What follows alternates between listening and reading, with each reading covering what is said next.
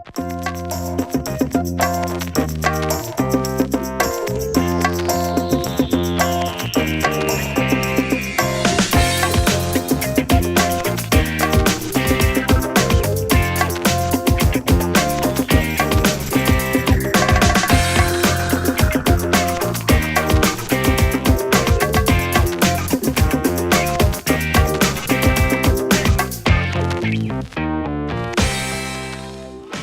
folks gotta know who that is. Felissa Rose. Felissa Rose. Horror nice icon. To meet you. Marv is a horror actor, but he's been behind the scenes producing and yeah, I mean this guy, he does it all. So does Felissa. She produces films too and videos. I don't know if you guys are Slayer fans. She's produced those Slayer videos that came out. Metal band. Yeah, I just produced their last 3 videos.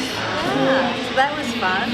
So everybody here has some producing, you know, experience behind them, and let's talk about, you know, what it takes. Yeah, you gotta have a lot of patience, have a lot of free time to do it, because otherwise, I mean, because it's a job in itself. It is a job. Yeah. You don't have to have money though. Right. Oh, I never had any, so. But it helps. Marv, tell them your story. You're Which Psycho one? Street. Psycho Street. Oh yeah, I did an anthology. It was a period of 3 years. We get a little money, we do one. We get a little money, do another. Yeah, Psycho Street, and then we put it all together in it was like a 5-year, 5-year thing. And you know, I guess if you're a starting filmmaker, short films are the way to go, but you want a way to get them out, a vehicle. People don't really buy short films, so putting them in an anthology, and anthologies are pretty hot. They have been for the last few years, so yeah, so it was a lot of fun. It was, I will tell you, you know, it's hard work. It's your baby, and producing it, she can tell you this too. I've worked with her as a producer. It's a lot of hard work. Bitch. Yes. Yeah. You're putting the whole thing together from the beginning until the end, and it's like you have to make sure it all goes well, and you know every piece falls into place. So it's fun, but it's a lot of work. Right. You know, Tino, who peeked in on us when we shot Love Star for these two right here, he see me like inhaling, exhaling. I walk outside. You all right? You know, we're supposed to be having fun here, and I'm like, yeah, but I'm so worried about these guys, their character, where they need to be, their time frame. And that's a good producer, though. Yeah, and I said it's, you know, it becomes strenuous because you take on that whole responsibility. And if you're a producer director, it's like, wow, you know, it's like when you're directing something, you got to. That's my responsibility. Their next gig may depend on what I do for them. Yeah. And they say, hey, these guys were wonderful in that film. You know, so it hangs a big responsibility on you. So when you got somebody, you bring them on board and you're going to put them in front of your camera, that's the biggest responsibility, is knowing that they're going to give that vision for you, but that's what they're there for. But at the same time, you got to be responsible and say, hey, like, okay, we're definitely going to show you in the best light possible. Look, we have a special guest. Oh, we have a special guest. We have a special guest, Tino. Not to be cute. He tried to disguise himself to look like another. There you go. You know, he's a filmmaker. He's a brand new, spanking brand new filmmaker. Yeah, talk about producers. He's new to the game. Yeah. And here's the new movie. He's wearing it. Yes. Lake of Shadows. Right here, yeah. And so we're putting that together. And like I told you guys earlier when we talked about scary movies, remember I said, everybody always asks me what makes a scary movie, or how do you make a scary movie? And I said, I don't make a scary movie. I tell a story. My editor and composer make it scary. Ooh, that's boom, true. you know, and the sound effects and the Foley guy.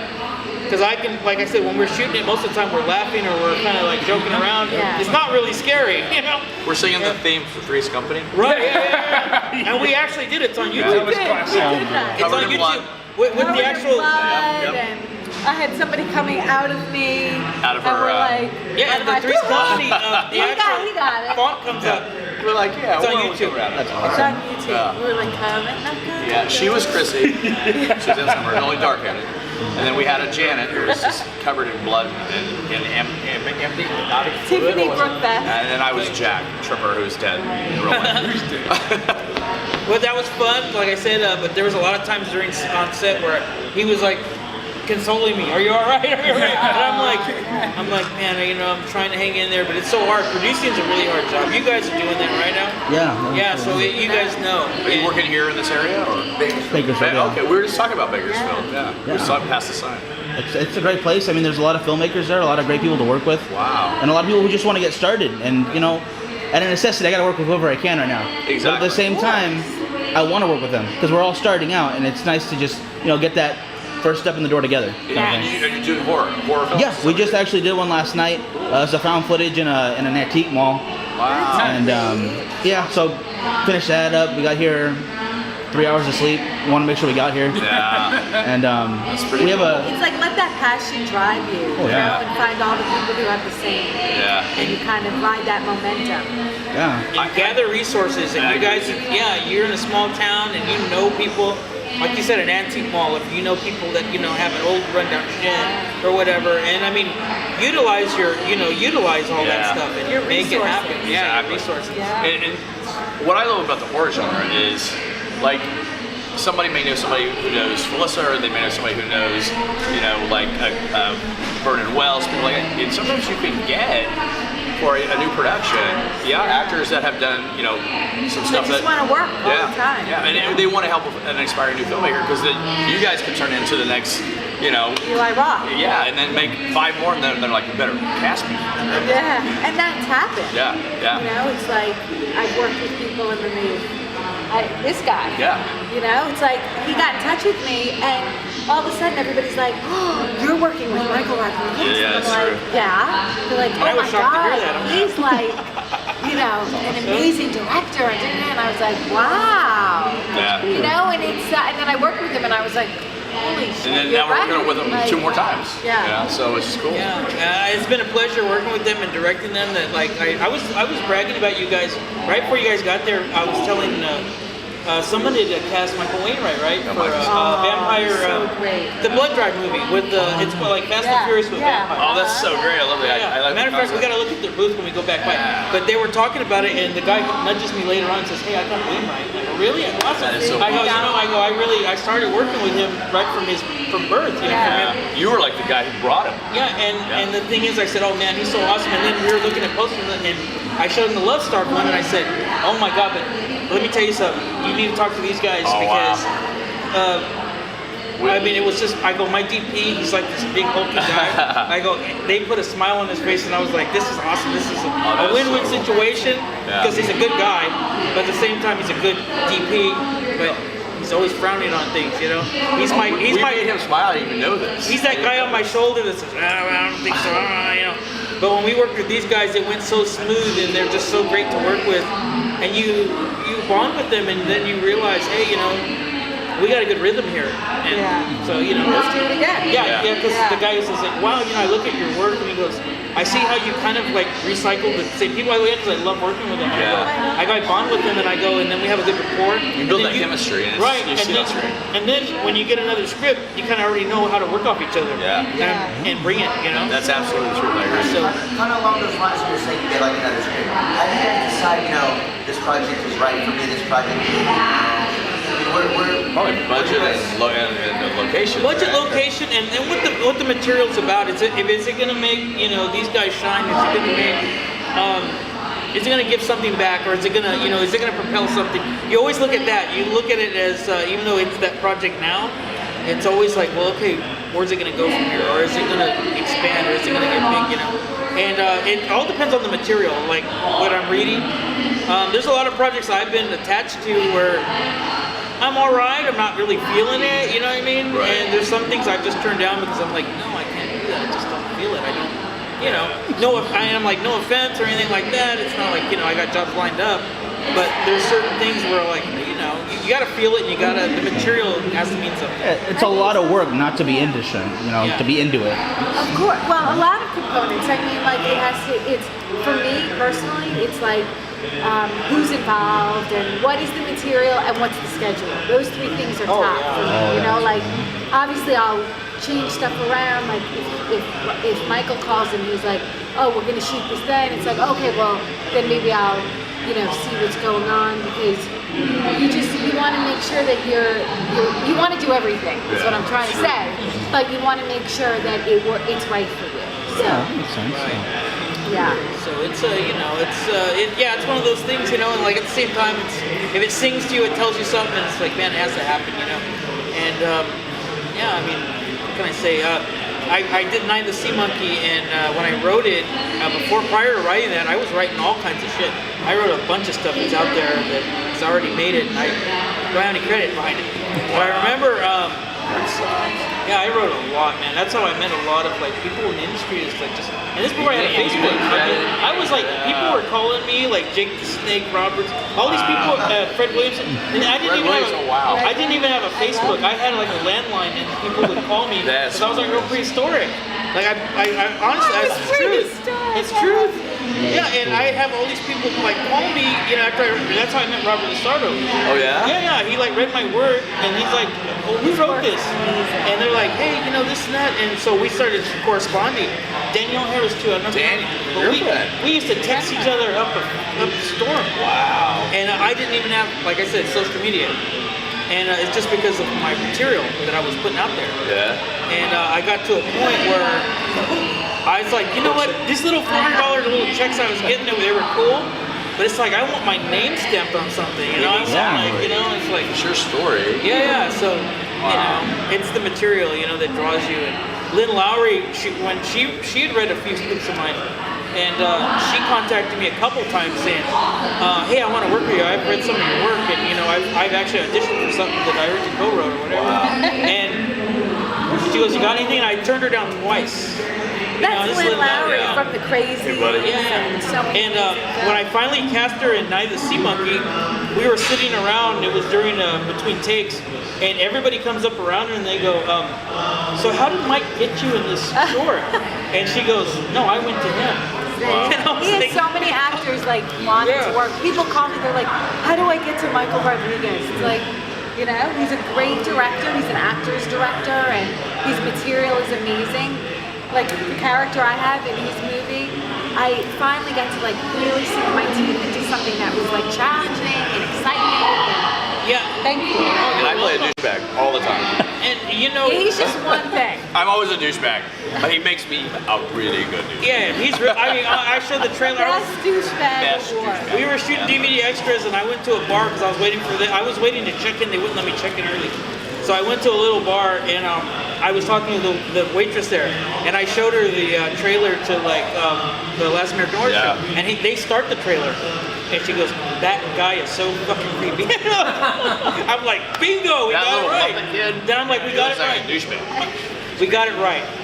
So, but you know, like I said, I mean, working with these guys, what was interesting is the subject matter we tackled. She has this conjoined twin that actually lives in her vagina, right? Okay, how do you do that, not be campy? Well, we pulled it off. Because we took a serious, we sat down there, broke it down, her and I talked about it, and we evoked that on the screen, so when you watch it, it doesn't come off campy. It comes off straight horror. Yeah, you're sympathetic for the character instead of like getting a laugh at the end. You're like, wow, that's crazy. Shit. Yeah. But that was hard to pull off. You know, you think about it because look at the subject matter. You got this other woman growing out of her vagina. You know, you can't have her popping out and doing when you pitch that to somebody that's done a lot of work. You got another human growing out of you, and it's down there. You know. At first when I heard about it, because I heard from Marv, I was like, oh, is it like supposed to be? God bless you. Is it supposed to be tongue-in-cheek, like comedy? But we played it straight. Horror comedy, you don't know. Like somebody's coming out of my vagina.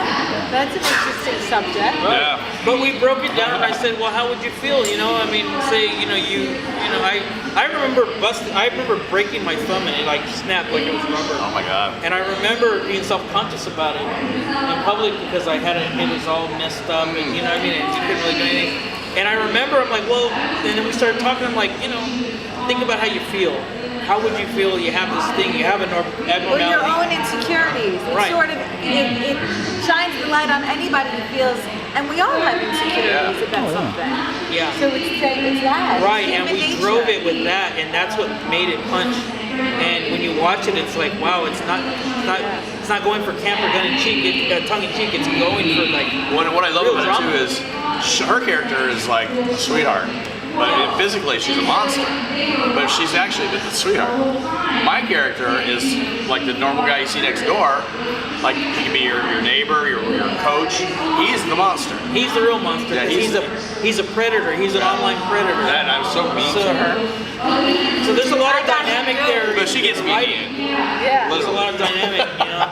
She feels like she's a monster to society. Yeah. And he's actually a monster that lives within society. Yeah. So it's pretty deep, you know. So, you know. It was fun. 31st, check it out. It's going to be at the Tower Theater. Not to mention, it's really bloody. Yeah, it's Very pretty bloody. Yeah. Yeah. So what are some things that scare you guys in movies? In the movies? Like, yeah. The prices are horrible. That is true. $12.50 to Oh go my see God. Batman I went to see versus King Kong last night. I want to see it. That was great. That was great. It's like, ah! Comedy. I bring my credit card. Ah! I didn't want to see a horror film. Yeah, it doesn't. Or anything else? Popcorn will be a student loan price. You can make payments 5 times. Yeah, it's horrible. You know, it's horrible. I'm always scared by true things that could really happen, like home invasion movies, like The Strangers, something like that, where somebody breaks into your house and could really. That to me is terrifying. Something like a monster chasing you with a mask is somewhat exciting to watch on screen, and your adrenaline is going, and it's cool entertainment. But the real fear is like that, the stuff that could really happen.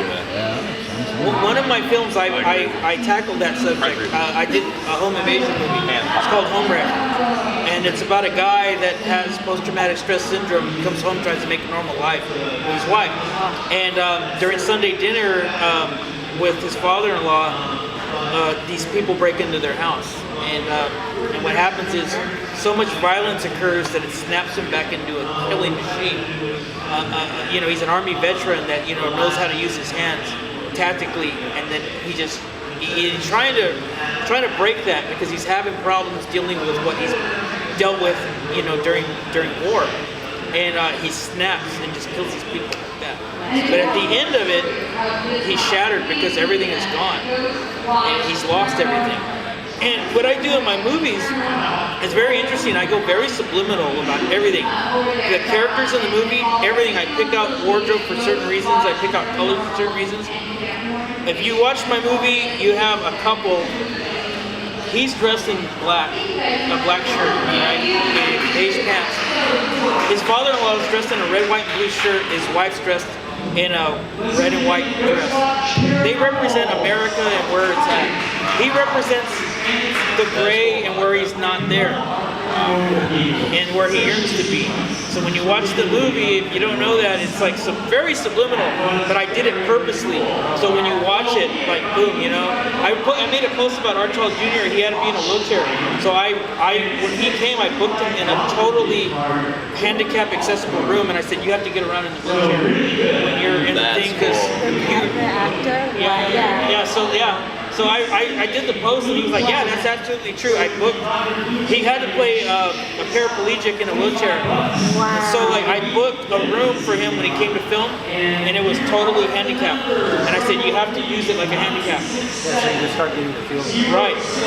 And then come to set, and then boom. Wow. Yeah. How long did it take him to?